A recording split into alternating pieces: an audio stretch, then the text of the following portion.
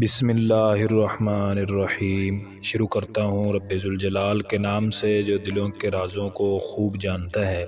تمام دیکھنے اور سننے والے دوستوں اور بھائیوں کو السلام علیکم ورحمۃ اللہ وبرکاتہ۔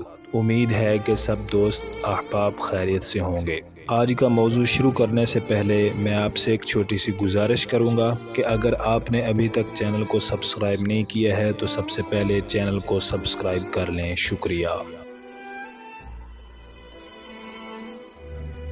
عبداللہ بن احنف ایک بزرگ آدمی تھے۔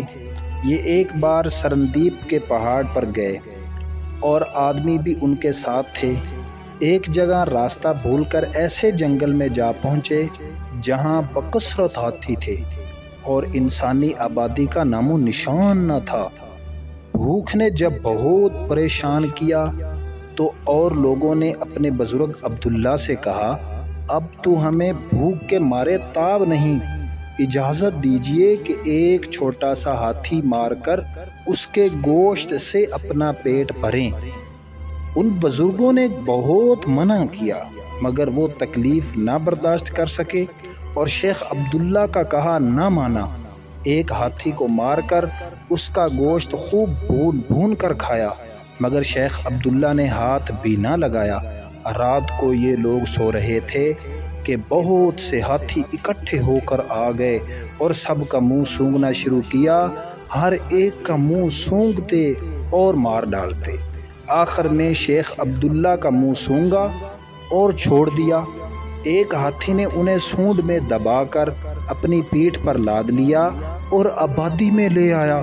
سب نے دیکھا کہ ایک شخص جنگلی ہاتھی کی پیٹھ پر بیٹھا چلا آ رہا ہے۔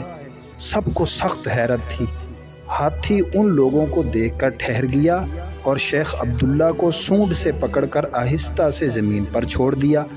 جب ہاتھی پلٹ کر چلا گیا تو لوگ ان کے پاس آئے اور شیخ عبداللہ کو اپنے بادشاہ کے پاس لے گئے۔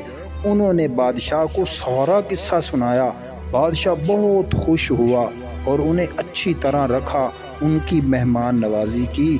ابو عبداللہ چند روز وہاں رہے پھر اپنے گھر واپس چلے آئے۔ سچ کہا ہے کہ نیکی کا بدلہ نیک ہے۔